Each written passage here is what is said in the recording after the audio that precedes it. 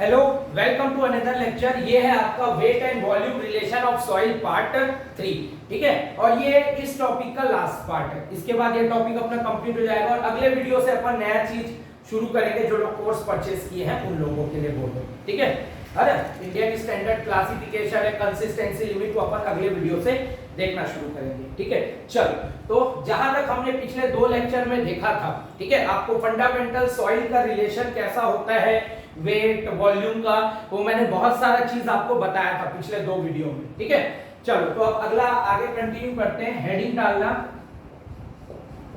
Specific gravity of soil. ठीक, specific gravity of the soil, ये heading डालना। ठीक है, तो इसके बारे में लिखना ratio of unit weight of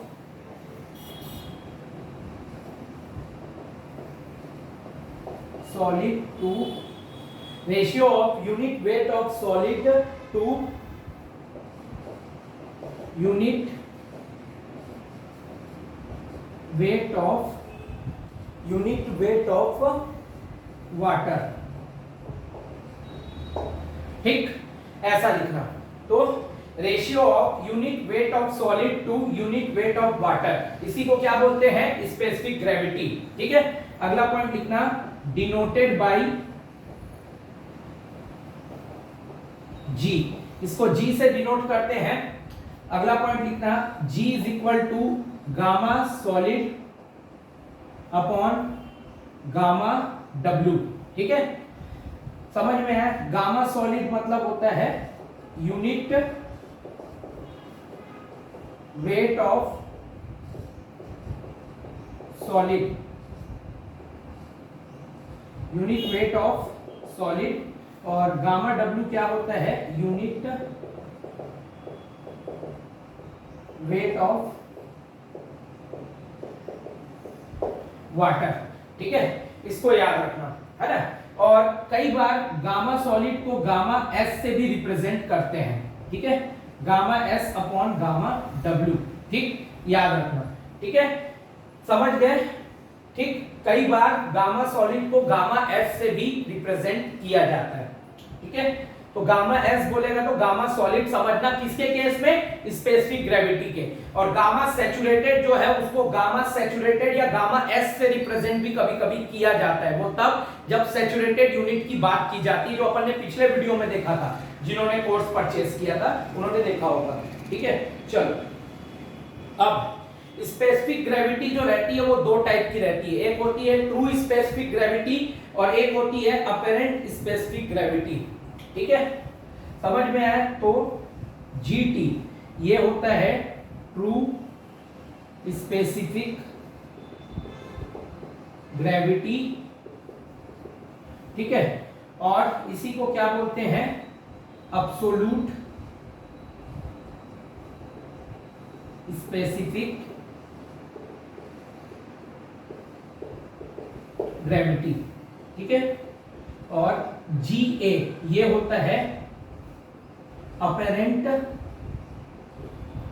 specific gravity. ठीक है, अब दोनों में अंतर क्या है? ट्रू स्पेसिफिक ग्रेविटी या अब्सोल्यूट स्पेसिफिक ग्रेविटी जो रहता है ना, उसकी वैल्यू फिक्स्ड रहती है। इसको याद रखना, फिक्स्ड वैल्यू रहती है इसकी। ठीक है, और ये जो रहता है अपरेंट स्पेसिफिक ग्रेविटी, इसकी नॉट फिक्स्ड वैल्यू, मतलब इसकी वैल्यू कभी फिक्स्ड नहीं रहती। ठीक है, इसको याद रखना। तो अपरेंट स्पेसिफिक ग्रेविटी रहता है। ठीक, समझ गए?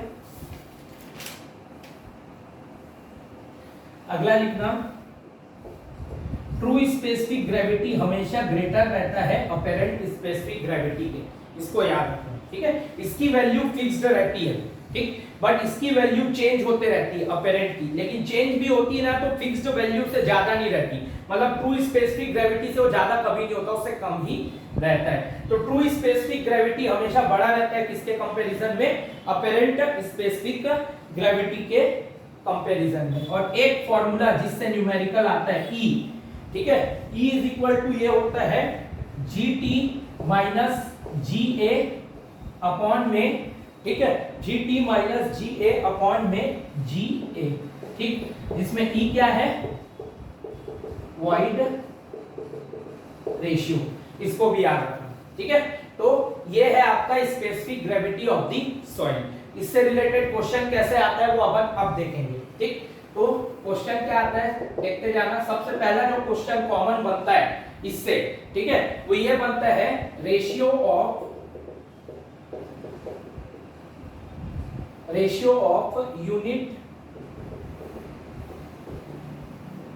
Wait of solid to unit weight of water is called, ठीक, ऐसा क्वेश्चन बनता है। Option A specific gravity, option B shrinkage ratio, option C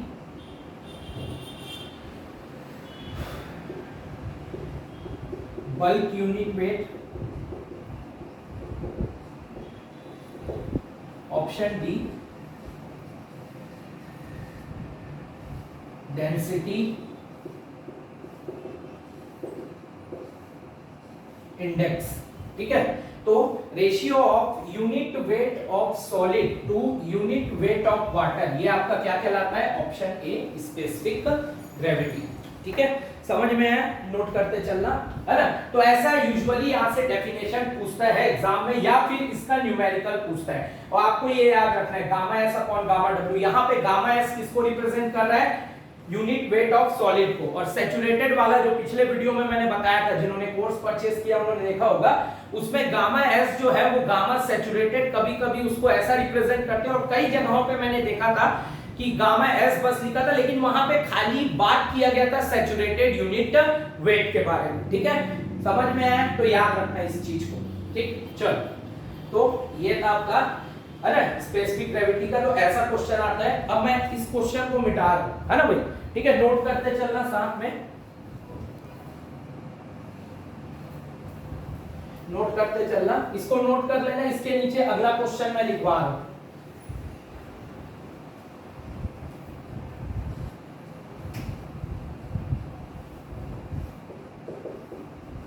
Question number 2.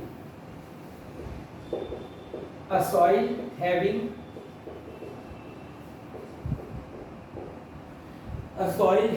true specific gravity of 2.7, a soil having true specific gravity of 2.7 and the apparent specific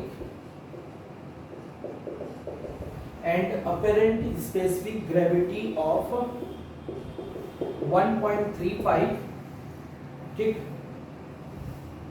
find the void ratio, ठीक। तो ऐसा question आता है numerical का यहां से, ठीक है। तो कैसे बनेगा, आपको क्या दिया है, अ soil having true specific gravity of 2.7, मतलब जीटी आपको दिया हुआ है 2.7 and apparent specific gravity of 1.35, तो जीए आपको दिया है कितना, 1.35। क्या पूछा है, फाइंड दी वॉइड रेशियो। तो ई क्या होता है, true specific gravity minus apparent specific gravity upon apparent specific gravity. देखो ये फॉर्मूला अपन ने लिखा हुआ है, ठीक है। ट्रू स्पेसिफिक ग्रेविटी है 2.7 माइनस अपेरेंट स्पेसिफिक ग्रेविटी है 1.35, अपॉन में अपेरेंट स्पेसिफिक ग्रेविटी है 1.35, ठीक है। 1.35 प्लस 1.35 ये होता है आपका 2.70, मतलब अगर मैं माइनस करूं तो ये 1.35 हो जाएगा, अपॉन में 1.35 कैंसल हो जाएगा, 1 जो है आपकी वैल्यू होगी, और यही आपका आंसर है वॉइड रेशियो का, ठीक है। तो ऐसा बेसिक सा सड़ा सा एकदम चुटकू सा न्यूमेरिकल आता है इस टॉपिक से, समझ में आया, ठीक। और ये क्वेश्चन जो है ना, ये जहां तक या तो असिस्टेंट डायरेक्टर सर्वे जो 2019 में हुआ था सीजीपीएससी का, या एई 2017, दोनों में से किसी एक में आया था, ऐसा मुझे ध्यान आता है, यही क्वेश्चन इसी टाइप का, ठीक है। समझ में आया तो याद रखना इस चीज को, ठीक। तो ऐसे क्वेश्चन पूछते हैं स्पेसिफिक ग्रेविटी टॉपिक से, ठीक। चलो अब आगे देखेंगे।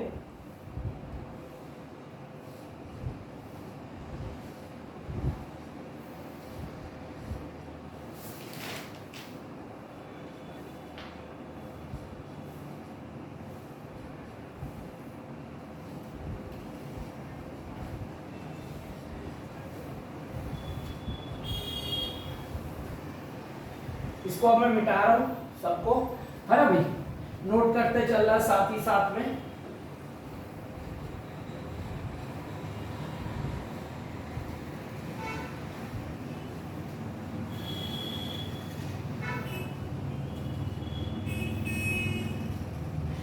कल जब मैं देख रहा था एक क्वेश्चन, अरे भाई, ठीक है, तो मुझे बढ़िया क्वेश्चन दिखा, ठीक।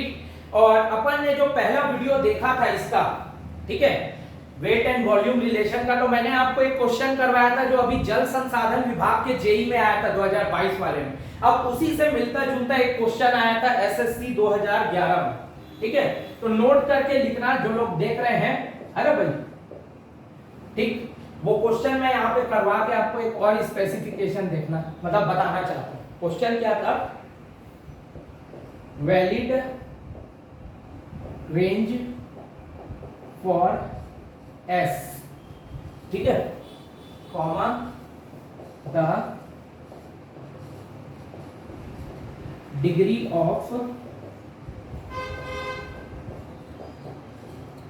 saturation, valid range for S, the degree of saturation of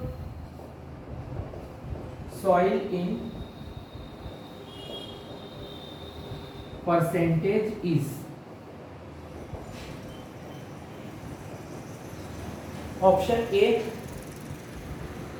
S is greater than 0, option B, S is less than or equal to 0, option C,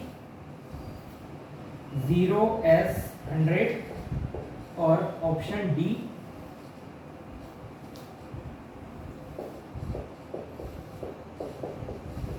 ठीक। अब ये क्वेश्चन है ना, और जल संसाधन का जो क्वेश्चन आया था उसमें ये ऑप्शन नहीं था, ये ऑप्शन था और एक ऑप्शन कुछ और था जो अभी 2022 में हुआ था, ठीक है। तो उस कंडीशन में हमने इस आंसर को कंसीडर किया था, क्यों? क्योंकि रेंज के करस्पॉन्डिंग मैंने आपको कहा था अभी कुछ टाइम के लिए ये जो इक्वल टू वाला साइन है इसको आप थोड़ा सा इग्नोर करो, ठीक है। तो उस कंडीशन में क्योंकि अपने पास ये ऑप्शन नहीं था, है ना, तो हमको ये वाला ऑप्शन कंसीडर करना पड़ा मजबूरी में, क्यों? क्योंकि ये ही ऑप्शन एक ऐसा था जो इस रेंज से थोड़ा मिलता जुलता था और इसी को आंसर लिया गया था मॉडल आंसर में, समझ में आया। लेकिन अब ये क्वेश्चन जो है ये आया था आपका एसएससी जेई 2011 में, ठीक है। अब यहां पे तो क्लियर उसने रेंज डिफाइन किया, तो यहां पे ऑप्शन डी होगा ना कि ऑप्शन सी, इसको याद रखना। मैंने आपको रेंज लिखवाया था पहले ही वीडियो में, है ना, ये वेट और वॉल्यूम रिलेशन के, कि degree of saturation of soil का रेंज क्या होता है, तो ये रेंज होता है 0s1, ठीक है, नंबर के टर्म में। और परसेंटेज के जब हम बात करते हैं तो यहाँ 100 का मल्टीप्लाई होता है और यहाँ 100 का मल्टीप्लाई होता है, तो ये 0s और ये 100 हो जाएगा, ठीक है, परसेंटेज के टर्म्स में, ठीक है। मैंने इसको स्पेसिफाई किया था, जिन्होंने कोर्स परचेस किया उन्होंने देखा होगा पहले वीडियो में, क्लियर हो गया होगा, ठीक। तो याद रखना, इसीलिए मैं ये क्वेश्चन यहाँ पे करवा रहा हूँ ताकि तुम लोग कंफ्यूजन में रहे तो जल संसाधन में आकर करके सी ऑप्शन मार दी, ऐसा नहीं। अगर ये ऑप्शन और ये दोनों दिया है तो यही ऑप्शन करेक्ट होगा, क्योंकि यही करेक्ट रेंज होता है डिग्री ऑफ सैचुरेशन का। जल संसाधन वाला जो जेई का पेपर था उसमें ये ऑप्शन नहीं दिया था, इसीलिए हमको मजबूरी में इस ऑप्शन को कंसीडर करना पड़ा था। क्यों? क्योंकि ये इस रेंज के आसपास दिखता है। समझ में आया? ठीक, तो ये मैं स्पेसिफाई कर दिया। चलो, तो ये अपने नोट करके ऐसे इसको बना के रख लेना, है ना भाई, ताकि आपको ध्यान रहे। ठीक, चलो, तो इसको अब मिटा रहा हूं मैं। अगला हेडिंग डालना अपनी कॉपी में, वेरियस रिलेशनशिप्स।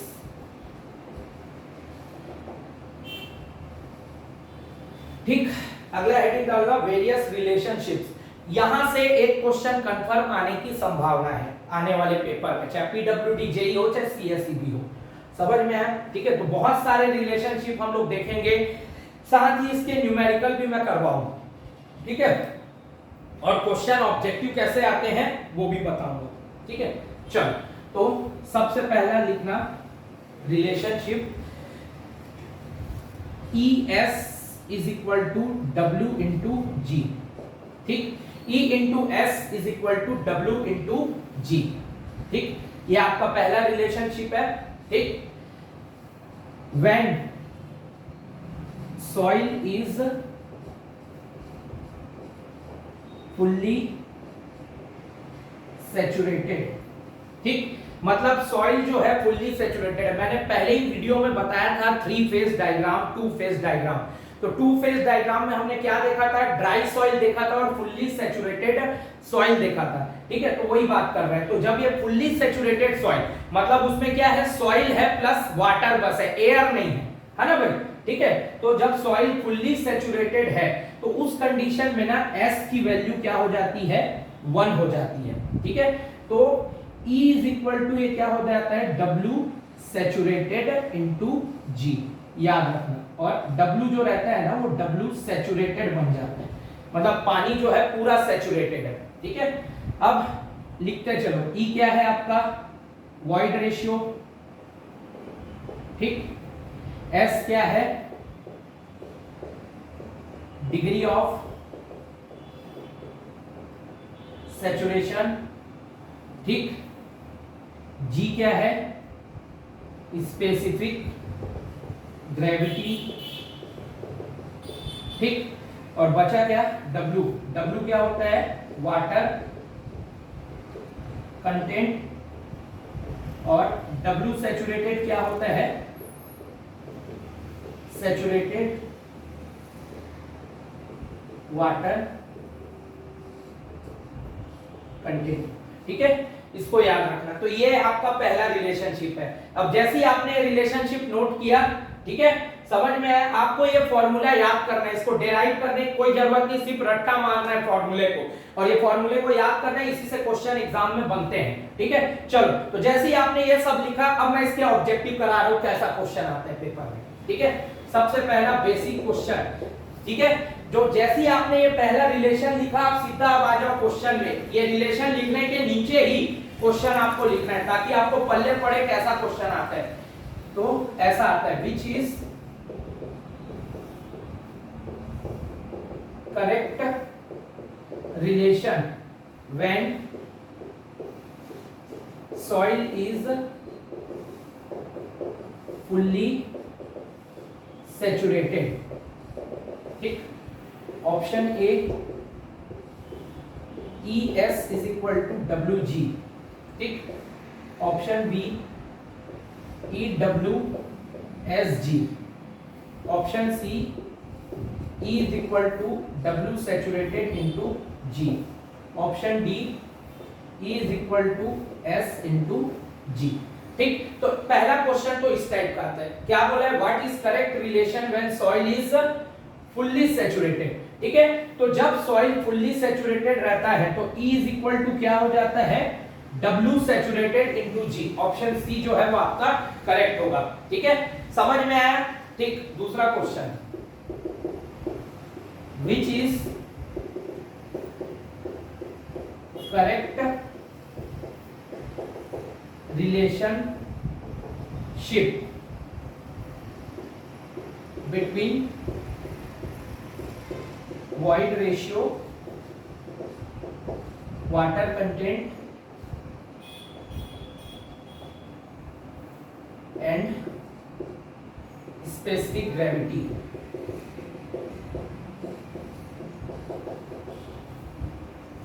ठीक, ऑफ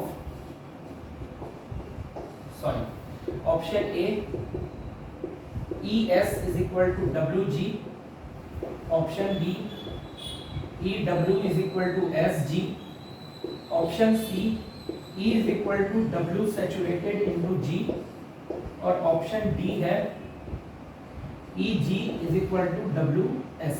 ठीक, अब यहाँ पे देखो व्हाट इज या विच is correct relationship between void ratio, water content, specific gravity. यहाँ पे कहीं पे भी फुल्ली सैचुरेटेड वर्ड नहीं दिया है। यहाँ पे दिया है क्या फुल्ली सैचुरेटेड वर्ड? नहीं दिया है। तो जब फुल्ली सैचुरेटेड वर्ड नहीं दिया है तो आंख मूंदकर ऑप्शन ए मारना है, ES is equal to WG। और फुल्ली सैचुरेटेड दिया है तो S जो रहता है डिग्री ऑफ सैचुरेशन वो 1 हो जाता है और W सैचुरेटेड बन जाता है, तो E is equal to W saturated into G हो जाता है। याद रखना, बस शब्दों का खेल है, इस बात को याद रखना बेटा, सिर्फ शब्दों का खेल है पेपर में। ठीक है, समझ में? अगर आपने शब्द पकड़ना सीख लिए तो आप क्वेश्चन फोड़ के आओगे, और अगर आपने शब्द पकड़ना नहीं सीखे तो फिर आप भीख मांगोगे, ऐसा टाइप की हालत है, मतलब कुछ नहीं बन सकता उसके बाद। ठीक है, चलो अब मैं एक क्वेश्चन इसका करवा रहा हूँ, है ना। एक न्यूमेरिकल देखते हैं एसएससी का। ठीक है, दोनों नोट कर लेना। इसके नीचे अगला क्वेश्चन लिखवा रहा हूँ, तीसरा।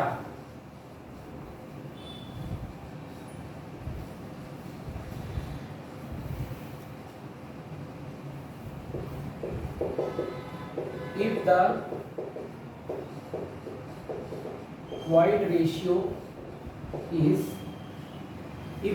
void ratio is 0.67, water content is 0.188, ठीक, and specific gravity is 2.68, then degree of saturation of soil is option A 25%, option B 40%, option C 75% और ऑप्शन डी है 60%। तो देखो ऐसा क्वेश्चन आया था, एसएससी का पुराना क्वेश्चन है।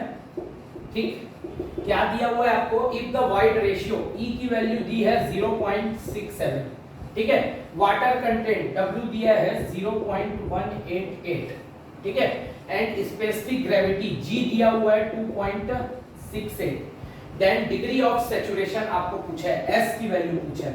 ठीक है, तो आप क्या फॉर्मूला यूज करोगे? ES is equal to W into G। यहाँ पे डिग्री ऑफ सैचुरेशन ही आपको पूछा हुआ है ना भाई, समझ में आया? तो आपको तो यही पूरा फॉर्मूला यूज करना पड़ेगा। ठीक, तो S इज इक्वल टू क्या हो जाएगा? W into G अपॉन में E। ठीक, तो W की वैल्यू कितनी है? 0.188 मल्टीप्लाइड बाई G की वैल्यू कितनी है? 2.68 और E की वैल्यू है 0.67। ठीक है, तो जैसे ही हम इसको सॉल्व करेंगे तो S की वैल्यू जो है, ठीक है, वो समथिंग अराउंड 0.75 के आसपास आएगी। ठीक है, 0.75। जैसे ही आप सॉल्व करोगे इसको मल्टीप्लाई और खुद से डिवाइड। ठीक है, कैसे करना है चलो मैं बता रहा हूं। ये 188 अपॉन में पॉइंट कटेगा तो नीचे 1 1 2 3, ठीक है, इनटू 268। जैसे ही पॉइंट काटूंगा मैं 1 आएगा और 2 है तो 100।